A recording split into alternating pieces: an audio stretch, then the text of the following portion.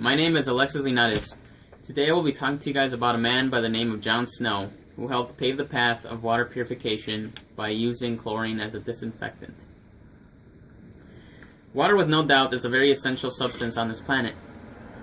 AllAboutWater.org, an organization that focuses on providing the general public information about water, states that the adult body is made up entirely of 70% of water, and that in the United States alone, over 346 million gallons of fresh water are used every day.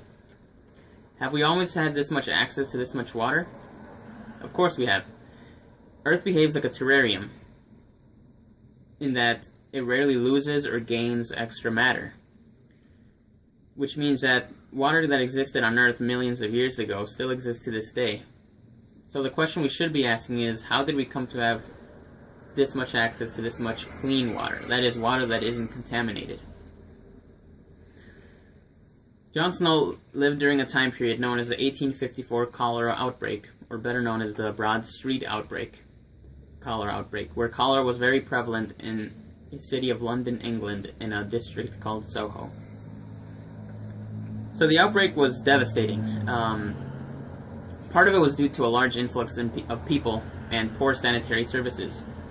London's sewage system had not yet reached Soho, so people couldn't properly get rid of their waste.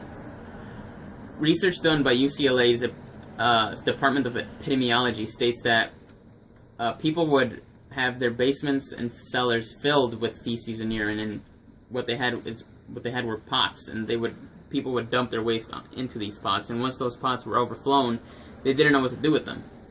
So the government thought it would be a good idea to throw these pots in a nearby river, which, as you can imagine, is what eventually contaminated the water.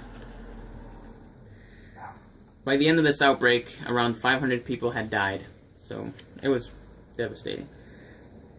John Snow is considered a founding father of modern epidemiology, a study of patterns, causes, and effects on the human health of diseases in a population. This is due to his work in successfully realizing the source of cholera. He was also a heavy miasma theory skeptic, and the theory stated that diseases such as cholera existed due to toxins in the air. So bad air was what was causing cholera. He disproved this theory by talking to the people of Soho and coming to a conclusion that people were getting sick from drinking water from a nearby water well. He would take water samples from this water well and perform microscopic and chemical examinations on it. His findings, although did not entirely prove that it was the water that was making people sick, did in fact influence the government by persuading them to shut down this well. And it was not until John Snow used chlorine to purify the water that the deaths started to drastically decline. So once chlorine was used in the water, the England government began to take notice and began to chlorinate the entire water system. And then this would then go on to influence countries like the United States to do the same. So chlorine kills these pathogens mainly by three ways. Chlorine is a very strong oxidizing agent, so it targets the organic molecules of the pathogen via oxidation. Also, during chlorine and hydrolysis, it produces hypochlorous acid, which is actually the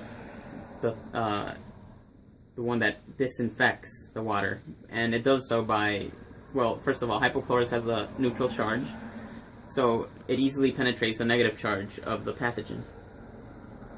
It also disintegrates lipids by destroying the cell wall and the things that react with the enzymes and proteins of the pathogen. That is my presentation. Thank you very much.